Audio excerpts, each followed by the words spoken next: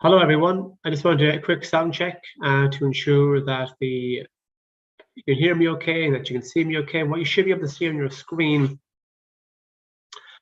is the FXPay is the logo at the top left, and then at the very bottom left, trading emerging products carries a high level of risk.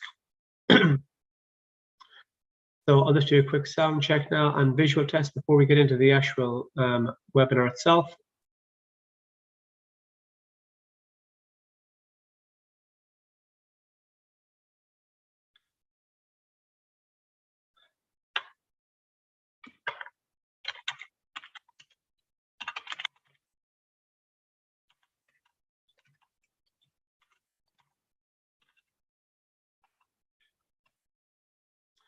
I just wrote there in the chat box, can everyone see me okay and hear me okay? Because I do want to ensure that everyone is on the same page in terms of visual and audio before we proceed.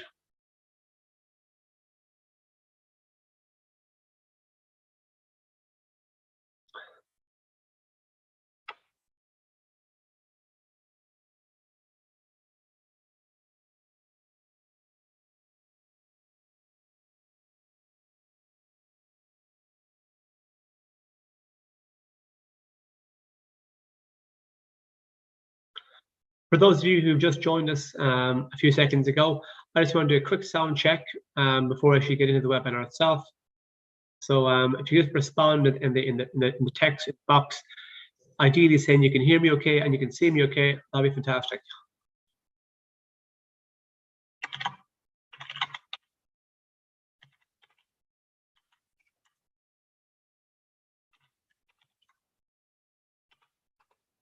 I've just wrote there in the chat box saying, is the sound okay and the visual okay? For those of you who've just joined a second ago, if you could just respond to that, that'll be great.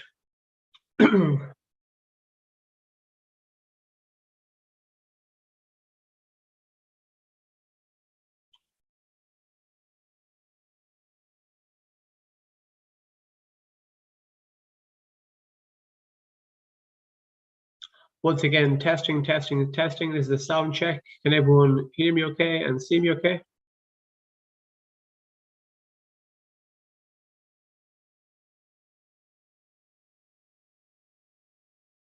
Yes, thank you for the reply there. Much appreciated. What I'll do is I'll look to kick things off now because you've got a few minutes past 6 o'clock.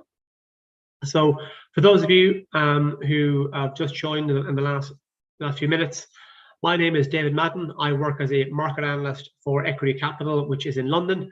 And Equity Capital is one of the many companies within the overall equity group, which includes FXPay in Kenya. So what you should see on your screen on the very top left is the FXPay logo here. And on the bottom left, you'll see a risk warning here stating that trading in margin products carries risk. And before I'm going to actually kick off with the webinar itself, I just want to proceed with the risk warning itself.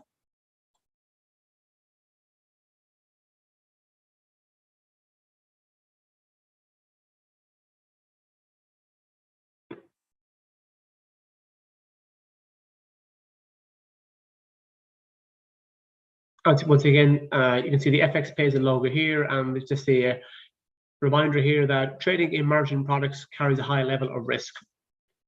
So I'll look to kick things off now with the actual webinar. The structure of the webinar is, for those of you that don't know, I'll run through a handful of popular markets, popular currency pairs, indices, and commodities. I'll talk about what's going on in terms of the fundamental news, the actual news that's driving the markets.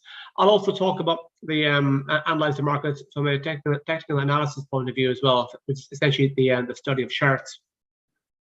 So first things first, we'll kick things off here with euro-dollar.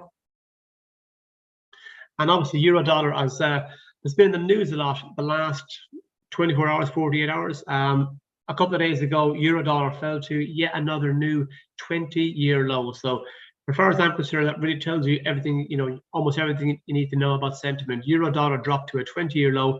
It really highlights how bearish the recent downward move has been. We have seen a bit of a rebound in the past 24 to 48 hours, but The fact that we haven't had a particularly large rebound, it's in itself tells you how weak sentiment is. We can see here that the market tried to spike higher. It cleared the level of parity, but in today's session, didn't hang on to parity, and it fell back lower once again. And we're now trading around 0.9964. So about 35, 36 pips south of parity. Once again, we're back below all three of these simple moving averages. Just to point out, this is a 4-hour chart I'm looking at here. We're below the 20-period moving average, the 50-period moving average, and also the 100-period moving average. So we're back below all three simple moving averages. We couldn't really hang on to a rally. While we continue to hold below these three simple moving averages, it's likely the medium-term bearish trend will continue. If we continue to move lower from here, we could have to retest 0.9909, and a break below that could see us back down towards 0.9899. Looking at the MACD indicator, we can see momentum is in positive territory, which suggests the bulls are in control, but we can also see a decline in positive momentum, which indicates that the bulls are no longer as influential as they once were. The RSI has kind of moved a bit lower as well, suggesting the price bias is to the downside. So it kind of adds to the kind of overall kind of bearish view of the euro dollar from a charting point of view. But it is worth noting, in the past 2 days, we have seen a fairly aggressive upward move. If euro dollar can manage to hold above this zone here, 0.9909 or 0.9900, if it can manage to hold above that zone there, that could be an early indication that the shorter term upward trend is going to continue. If we do rally from here, where would I be looking to? Well, first and foremost, I'm looking to the recent peak here, just north of parity, 1.0032. And then beyond that, I'll be looking up toward this area here around 1.0068. And then beyond that, I'm looking up toward these highs here in around just shy of 101, 1.0090, thereabouts. What's going on that's driving euro dollar lower? Well, it's two factors. On one hand, it's a strong US dollar. The Federal Reserve hiked interest rates by 75 basis points in June and July. There's talk of another rate hike of 75 basis points next month. This weekend, as of what's going on now, is the Jackson Hole Symposium, which is essentially a meeting of finance ministers and central bankers from around the world in Jackson Hole, Wyoming, in the United States. There's going to be a multitude of central bankers speaking over the next few days, but the big one to watch out for will be Jerome Powell, the head of the Federal Reserve. He's delivering his speech tomorrow, and we've already had two 75 basis point interest rate hikes from the Fed in June, in the last few months. There's talk of another one, but there's also talk that the Fed might gear down a bit and only hike by 50 basis points, and that's what everyone's going to be focused on for Jerome Powell's commentary tomorrow. So speculation and the kind of chatter and the belief the Fed might do a third in a row 75 basis point rate hike has been driving up the US dollar. What's been hanging over the euro? Well, a few things. Economic activity in the eurozone, as seen in the most recent manufacturing and services numbers, the region's cooling. This as in the entire world, the kind of post-pandemic boom is over. We saw some disappointing services and manufacturing numbers from the eurozone and from its largest economy, Germany, during the week. That's hanging over the eurozone. That's hanging over the euro.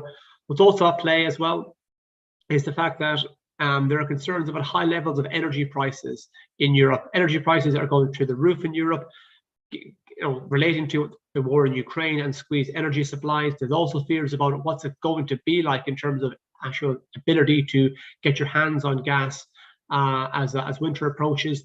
That's pushing things higher in that regard. So because the fears that they're hanging over the eurozone, combined with the strong US dollar, is what driven euro dollar to a 20-year low. I see a comment here asking about dollar CAD. Sorry, yes, not dollar CAD, CAD yen. I will absolutely take a look at CAD yen after I run through the charts that I was planning on doing so.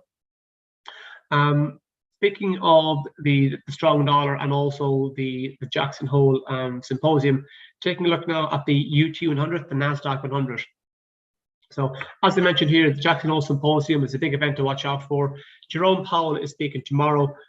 And basically what we had here was there was a period here in kind of, latest July, early August, where there was a belief, the Fed might look to hike in September, but only hike by 50 basis points. Then things can tip, the scales tip back in their direction. There's a bit more of a belief the Fed might look to do a hike of 75 basis points.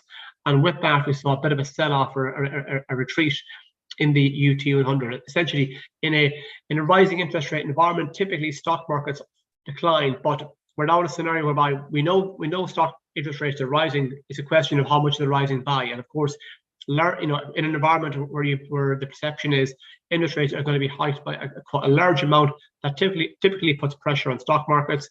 In an environment where interest rates are being lifted, but there's an impression given off that they will look to hike interest rates at a smaller pace and a more measured pace, that can actually elevate stock markets. Which is why we saw the UT 100, the NASDAQ 100, hit a 4-month high only about a week ago or 10 days ago. So look at the recent price action. In the more medium-term trend is lower for the UT 100. We had a bit of a rebound, but we're still holding below two of these 7 moving averages, the 50 period and the 100 period. While we continue to hold below these two metrics, it's likely the more medium-term bearish trend will continue. Moving lower from here, we could look to retest the recent lows of 12,806, and then break below that would take us back down to the lows of late July in around 12,722. On the other side of the coin, the short-term trend is very much higher. Look at this price action here; it's been driving higher the last 24 to 48 hours. Looking at the RSI, the relative strength index, which essentially kind of measures almost like an elastic band, is a market overstretched to the upside or to the downside? That was overstretched to the downside, but now it's turned around. It's moving higher. The upward move in the RSI could be construed as a sign that the price bias is to the upside. Looking at the MACD indicator, this histogram here, we can see momentum used to be in negative territory and now it's in positive territory. So that suggests that the bulls are now in control, the buyers are now in control. So the momentum is with the buyers. That also kind of paints a picture of a short-term upward move. If we do continue to rally on the UT 100, we could have to retest this zone here at 13,074. And a break beyond that, it could see us up towards 13,170. Taking a look, one of the kind of aspects of technical analysis I really like is basically studying kind of trends within trends. So if you were to take a look at this and essentially view this, and of course within trends there are always kind of trends within trends. There's a long-term trend, the medium-term trend, the short-term trend. So I'm just going to draw a line here for you. Give you kind of a straightforward example. If we were to apply this logic to kind of any chart you look at, we can see here that we have the long-term trend here, which is going higher, with the more medium-term trend here, which is a counter trend, and we have the short-term trend here, which is going higher again. It's not uncommon, or it's fairly common to see the long-term trend and the short-term trend go in the same direction. So the short-term trend is bullish, as is the long-term trend. It's the medium-term trend, is a counter trend. So the question I'm asking myself is this, and asking you: we've had a very impressive rally here from mid-July up until mid-August. We've had a pullback here. We appear to be moving higher again. What's the next move? Is a short-term trend going to extend into a longer-term trend where we continue on again, and the market gets projected out the way whereby as a massive rally all the way up here? Or is it a case of the market has a bit of a rally here, it runs into resistance possibly around this zone here with the moving averages, and then begins to move lower again? So these are the kind of questions I'd always be asking myself. What's the kind of overall trend? What's the medium-term trend? What's the short-term trend? And trying to figure out, trying to almost like visualize what's going to happen next. So we've had a relatively small rebound so far, but the longer this rebound lasts, more likely it is that the much longer-term upward trend will continue. If we start to see this short-term trend peter out or trade in a sideways fashion, or start to ever so slightly dip, that could be an early indication that the market's about to turn over and fall again. And therefore, we could be looking to retest the recent lows, or possibly even set new multi-week lows. So that is the UT 100. Coming on now to the UK 100, the FTSE 100. Looking at the price action, we can see that it's fairly similar. We've had the long-term trend here. We've had a long rally from mid-July up until mid-August. over about a 4-week rally, 5-week rally. We've had the move to the downside here, and then we've had the move higher again. So, you know, once again, the question I put to you is, where do we go next? Is it a case of this short-term upward trend is going to continue, and then ultimately we're going to retest and clear this peak here and continue on in the much longer-term upward trend? Or is it a case of the market has a bit of a rebound, it doesn't have the energy or the willingness or whatever to retest the recent peak? The buyers run out of steam, the market turns lower, and then it falls back below this recent low here. Looking at the price action, I'm looking at this and saying to myself, you know, we've fallen back below all 3 simple moving averages again. So we're back below the 20-period moving average, the 50, and the 100. That's a bit bearish. You know, I wouldn't necessarily write it off just so far, because typically speaking, the much longer-term trend more often than not wins out. But I'm a little concerned that we didn't actually manage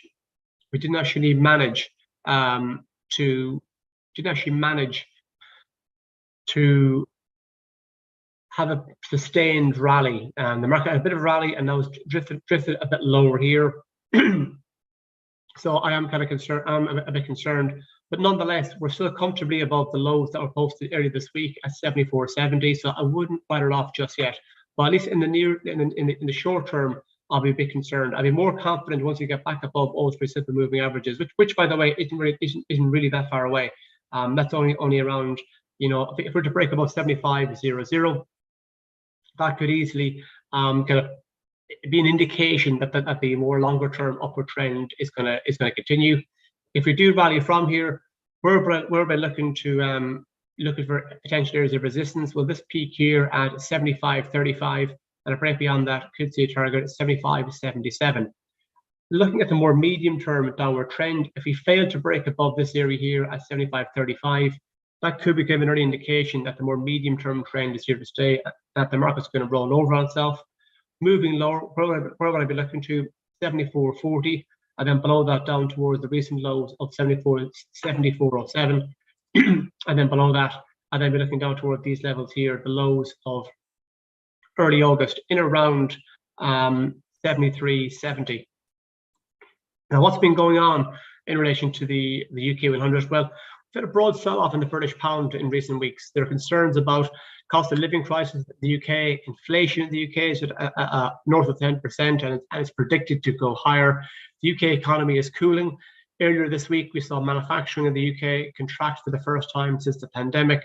The service sector is still growing at a modest pace, but its rates of growth are a long way with what they were compared with 6 months ago, or 9 months ago, or 12 months ago.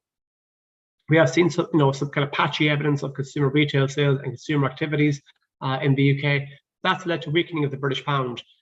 Some of the companies that are in the FTSE 100 derive a large portion of the revenue outside of the UK. So whenever you see a weak pound, stocks like GlaxoSmithKline or Diageo or Reckitt Benckiser, they typically perform well. So a weak pound can support the FTSE 100. So for anyone out there who trades the UK 100, the FTSE 100, I would definitely keep an eye on what's going on in general with the British pound. Is it moving higher? Is it moving lower? What's the sentiment? I'm not saying that you necessarily got to trade sterling crosses, but at least be mindful of what's going on with the British pound and the perceptions about what's going to happen to the British pound. In terms of the attitude of the last few weeks, has clearly been risk on. We've seen a sharp rally here, along with other stock markets, and in fact, it hit a 2-month high only about a week ago. So that the more medium-term trend recently, a longer-term trend for the UK 100 is the UK 100 is higher. I got a comment here saying, wish the UK 100 and the US 100 were not correlated. When you said the US 100, did you mean the UT 100, the Nasdaq 100?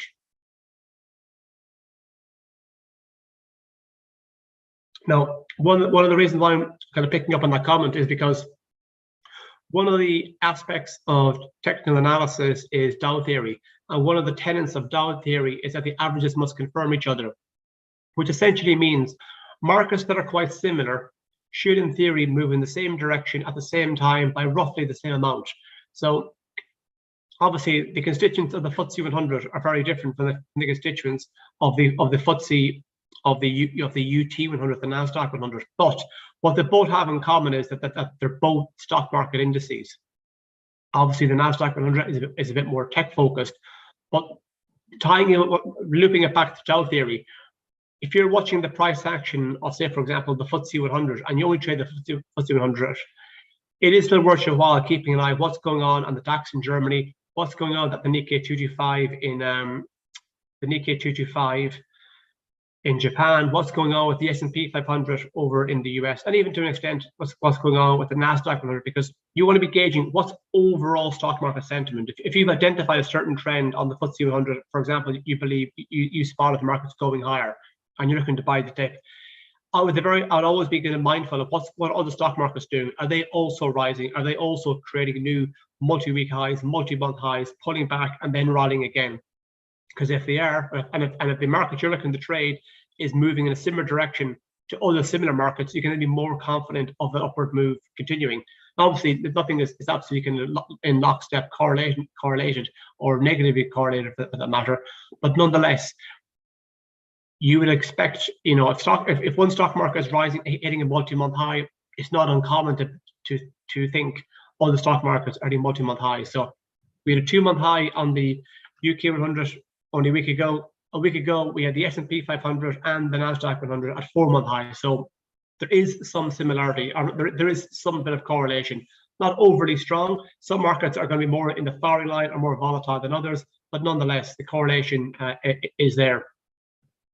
Coming on now to commodities, let's take a look at US oil. So WTI in the last 12 or 24 hours hit a new 3-week high. There's a few things going on with WTI, US oil.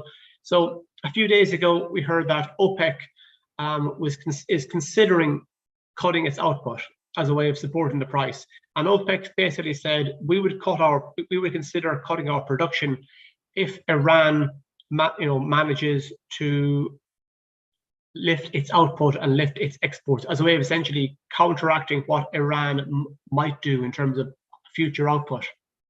But Iran's exporting capabilities are all dependent on the country being able to secure a deal in relation to its nuclear program with various Western governments, the UK, Germany, and also the US. And the most recent kind of proposals put forward by Iran were rejected by the US government. And if they're rejected by the US government, it makes any kind of possibility of a Western government's deal with Iran less likely. Therefore, it makes it less likely that Iran will be able to ramp up its its production capabilities, and therefore OPEC and others are unlikely to cut production, because OPEC were giving off the impression we're only going to cut production if Iran raise their production. So it looks as if Iran won't be lifting output, therefore it looks as if OPEC won't be cutting output. But for a few days there was speculation that OPEC were going to cut output. That squeezed the oil market higher. Oil is up, WTI is up almost 5% since last Friday's close. So it's been enjoying a strong rally. But now that it looks less likely that OPEC will actually cut production. We're seeing a bit of a pullback. Looking at the price action here, we've hit a 3-week high. We're above all 3 simple moving averages. But we continue to hold above these 3 simple moving averages. It's likely the more medium-term upward trend will continue. A rally from here could see a retest 95 spot 85, and a break beyond that could see a target 97 spot 54. Looking at the price action to the downside, we can see that although the price of US oil has been moving steadily higher recently, we can see a sharp decline in positive momentum. In fact, momentum is now swung into negative territory.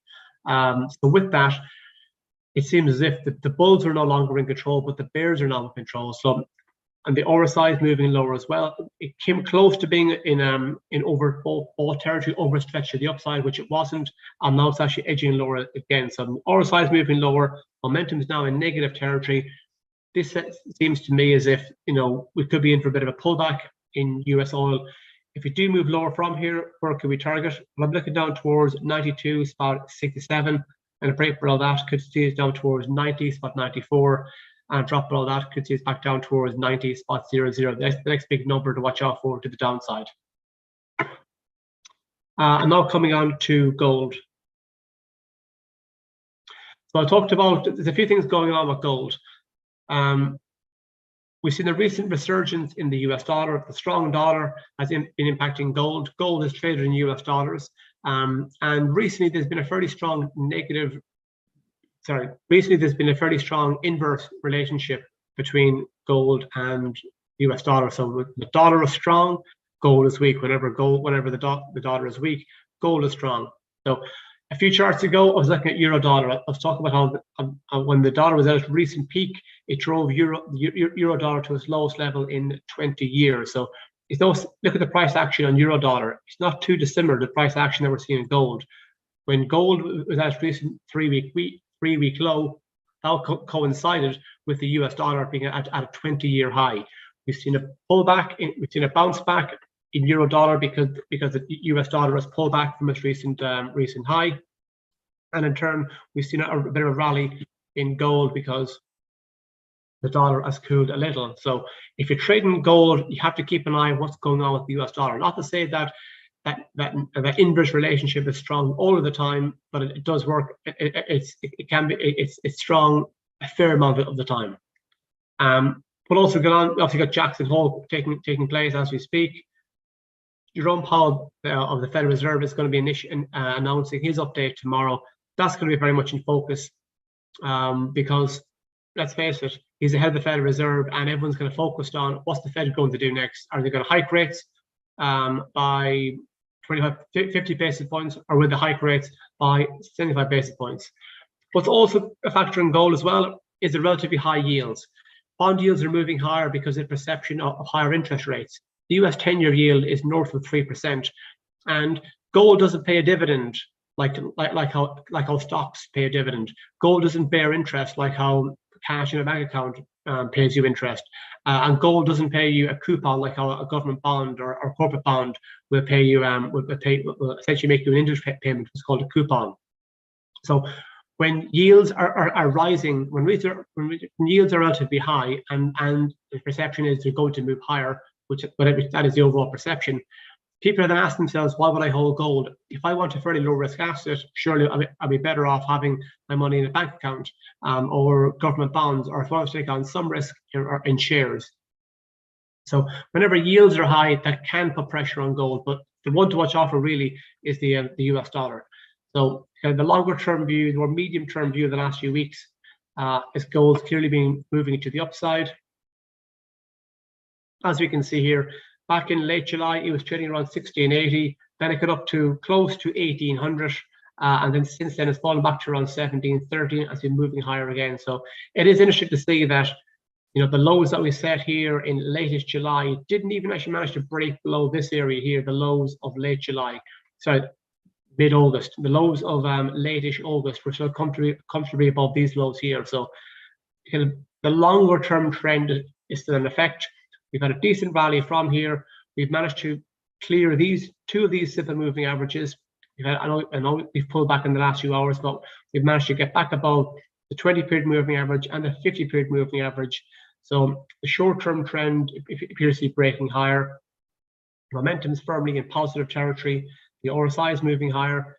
This kind of both adds weight to the idea that the sentiment is positive, bullish.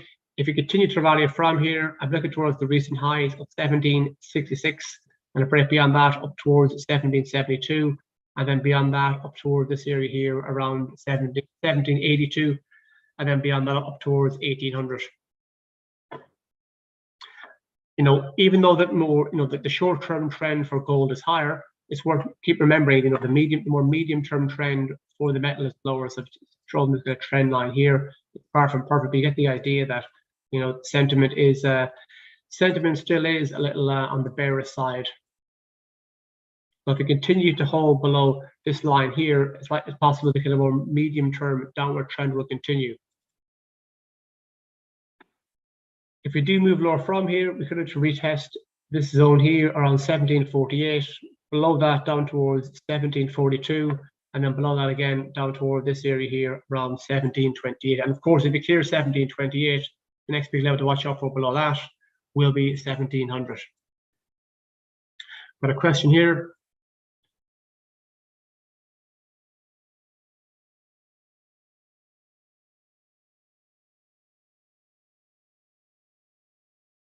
Forex Factory, I got a question here. I'm looking to start testing out the fundamental approach. Where will I find sources of data collection? Expect for Forex Factory. Forex Factory, that's an economic calendar I certainly use. I do like to look at the trends, because the Forex Factory, as far as I'm concerned, gives you nice good visual examples of what's going on in terms of manufacturing activity or unemployment or retail sales or inflation or whatever it might be. That'll be a good source of free, reliable, accurate, and fast economic indicators. And when you do go on that website, make sure to click at the tab where it shows you where the kind of histogram is, where you can actually look at a chart of be it retail sales or manufacturing or unemployment or services or construction, and you can get a feel for how the economy is actually faring with that. Because on the kind of grand scheme of things, particularly when it comes to currencies, if you can see a steady move in one direction, be it up, be it higher or lower, and say economic indicators from a certain country, in the kind of grand scheme of things, that can kind of fill in your idea about the economy is getting stronger, hence why the currency is getting stronger. Economic activity is tapering off. Look at construction, retail sales, manufacturing, services, the jobs market. If they're all tapering off, you'd probably see the currency move lower.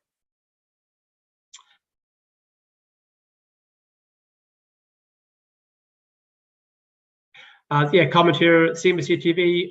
There's obviously plenty of kind of real-time financial news coming out on the likes of CNBC and so on. I've got a question here. The questioner I've seen earlier on, I believe, was on CAD yen. I'll take a quick look now at CAD yen.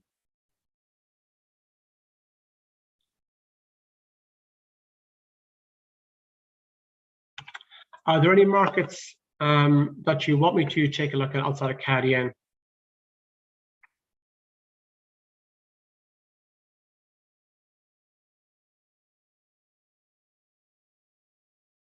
So the really big picture view on CAD yen is still quite positive. I believe it was a multi-year high that was set in CAD yen a while ago.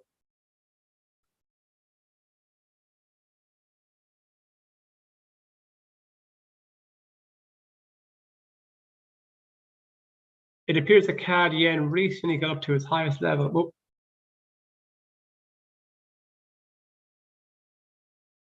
Having a look now. Unless I'm mistaken, it looks as if CAD yen a few months back got up to a level last seen in 2007. So the highs of CAD yen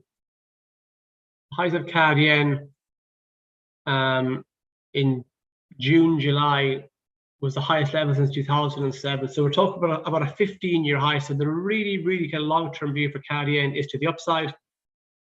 Remember a few minutes ago when I was taking a look at the oil chart and I was saying WTI is well above $93 a barrel. Looking at WTI on a daily chart, although we can see it's off the peaks that were set in June, and of course also the peaks that were set in March when it was around $122 a barrel. Oil is still at a very elevated level, around $94, $95 a barrel. That's still a very elevated level of oil. If you're trading anything to do with Canadian dollar, always keep an eye on what's going on with the oil market. The Canadian dollar often gets dragged around with the strength or the weakness of the oil market, so be mindful of that. Going back now to CAD yen, we saw a sharp sell-off going into early August, but since then we've been moving higher. We've had the higher high, the higher low, the higher high, the higher low. You can even think of the price action here. It's become much less volatile. This was still very choppy, very volatile, because the market's trying to figure out which way it's going. Now things are a bit more smooth, and the kind of more medium-term upward trend is rising, is coming into play once again. We're back above all three simple moving averages. We very recently hit its highest level in about 3 weeks. So the more medium-term upward trend, the more medium-term trend is to the upside. We recently hit a 3-week high. The very long-term trend, we had a 15-year high in June, July. So while we continue to hold above these three simple moving averages, I suspect the more medium-term upward trend will continue. Running from here, if you clear the recent highs, you can then look up toward these peaks here around 101.60, and then beyond that up towards 101.70. So sorry, 106.70, and then beyond that up towards 108. On the downside, if you take a look at the MACD indicator, if you take a look at the simple moving averages, we have the 20-period moving average, the 50-period moving average, and the 100-period moving average. Once again, this is a 4-hour chart I'm looking at. On the 50-period moving average, we can see it acted very nicely as support here on the 50-period moving average. So if a metric has been of importance in the past, it makes it more likely to be of importance in the future. So if we do drift lower from here, I'll be looking towards the 50-period moving average, which comes into play around just north of 105. 105 is about 10, 105 is about 15. If we were to drop below that, we could look to retest this low here, the low here of a few days ago, and that comes to play at just shy of 105, 104.90. In terms of a deeper correction or a deeper pullback, I've been looking down toward this moving average here, to the 100-period moving average. It acted nicely as support here, resistance here. Didn't quite act as resistance here, but it kind of came close to it.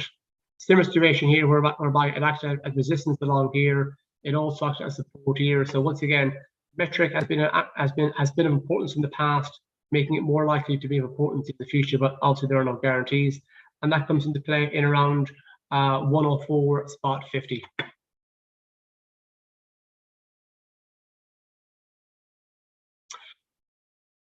Any other markets you want me to take a look at? I saw a comment here. Does fundamental analysis mean subscribing to a news channel?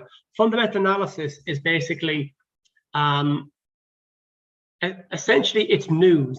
But fundamental analysis, on a wider, much wider context, means if you're looking at a stock market index, you're essentially going, is the wealth of this country, if you're looking at a currency, say the British pound, you're asking yourself the question, the recent economic indicators, unemployment, retail sales, consumer activity, construction activity, manufacturing, services, trade balance, are they improving? Because if they are, chances are the currency is improving. If they're weakening, chances are the currency is weakening.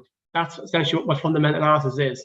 Same with applying that logic again to individual shares, or a stock market index, which is a basket of shares.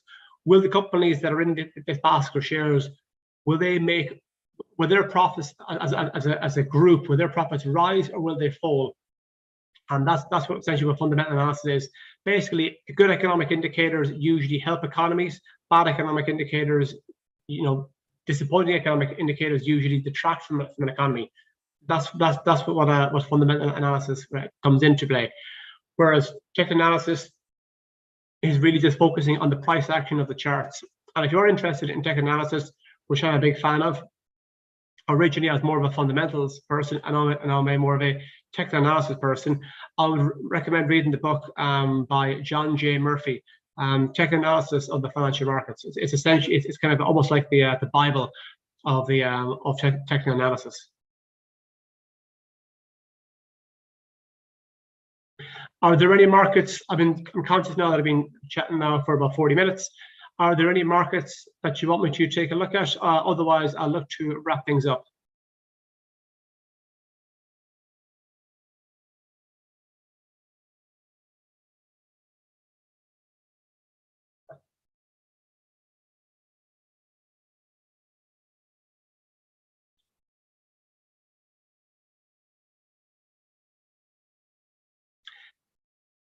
Last call. Any questions? Any comments?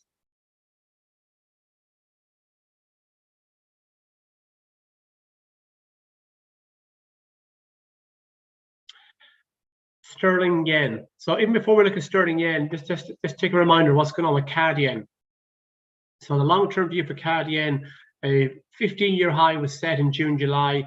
We've had a fairly large pullback, but we've been moving higher again. So be mindful of the price action on CAD yen, because what I'm getting at is Dow theory. Markets that are quite similar to each other should move in the same direction. So if CAD yen is in a strong trend, I wouldn't be surprised if we see sterling yen and also in a very strong upward trend.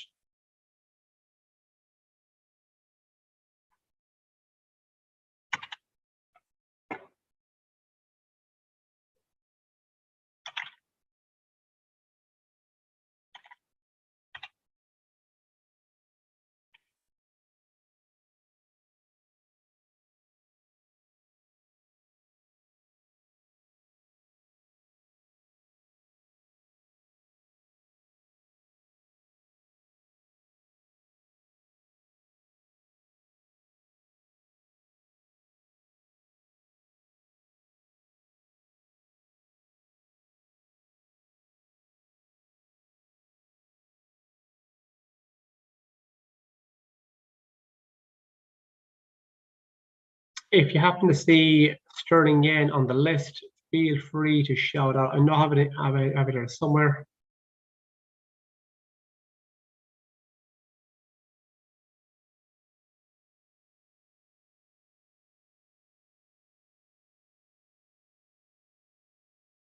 Here it is.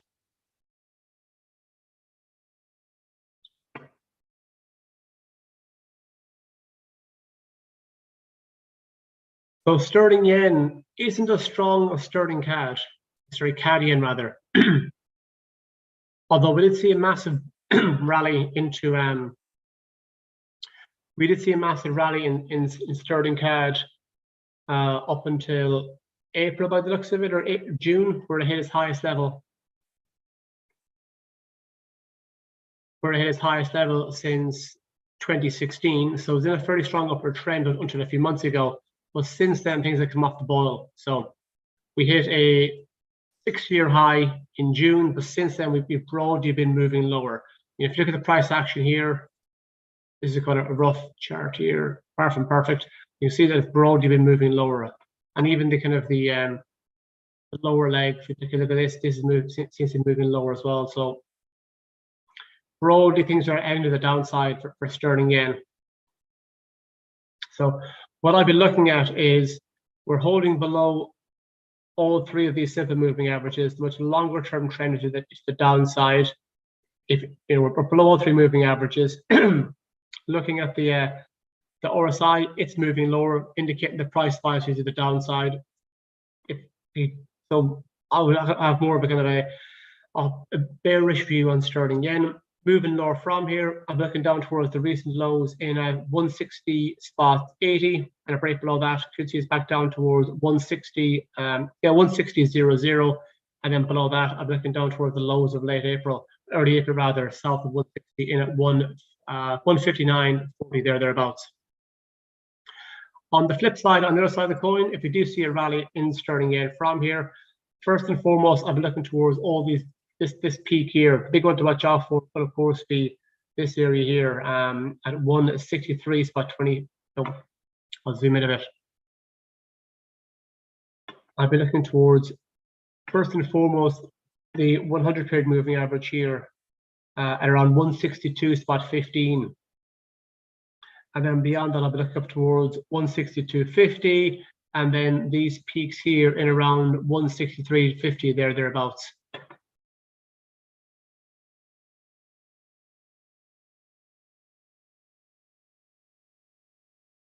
Got a comment here. I think Jerome Powell is probably going to reiterate what all officials have been saying, that they're very committed to fighting inflation. I fully agree. I think it'd be very much we're here to fight inflation. We'll probably say, oh, we're data dependent. We want to see how it goes, because they don't really want to give the game away about hiking what kind of interest rate hike are we going to see next month. If I had to pick a side, I think that the Fed Reserve at the moment are more interested in tackling inflation than they are with the unemployment rate. And the unemployment rate is currently at 3.5%, its lowest level since the pandemic began. I think that will kind of act as a green light with the Fed Reserve to say, yep, we're going to do another large interest rate hike of 75 basis points. That's what I suspect we could see. Obviously, there are loads of reasons why the Fed shouldn't hike by 75 basis points. Most notably, the most recent services PMI report came in at a reading of 44.1. Major drop off in activity. The services sector in the US accounts for about 7% of the overall GDP. If that's in contraction territory, that's a warning sign. Earlier this month, we saw a huge drop off in the New York Fed manufacturing report. There was a second largest monthly fall on record. There are plenty of reasons why also on a technical basis, the United States is in a technical recession. So should you be hiking it? Should you be doing large rate hikes in a technical recession, or should you just wait for demand to just naturally fall off? Any last questions? Otherwise, I'd like to wrap things up.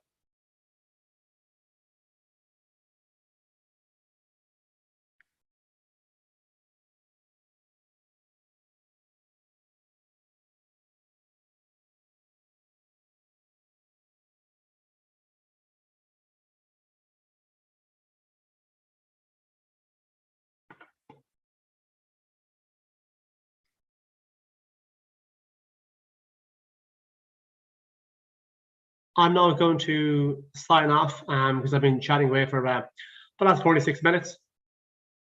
For those of you who stayed to the very end, I want to thank you very much. For those of you who asked a few questions and chucked in a few comments, thank you very much as well. It's always good to take a look at a few charts, such as CAD yen and sterling yen, currency pairs I don't normally spend a huge amount of time looking at. So everyone, thank you very much. Have a good evening. Have a good weekend. And I'll talk to you soon. Thank you very much. Goodbye.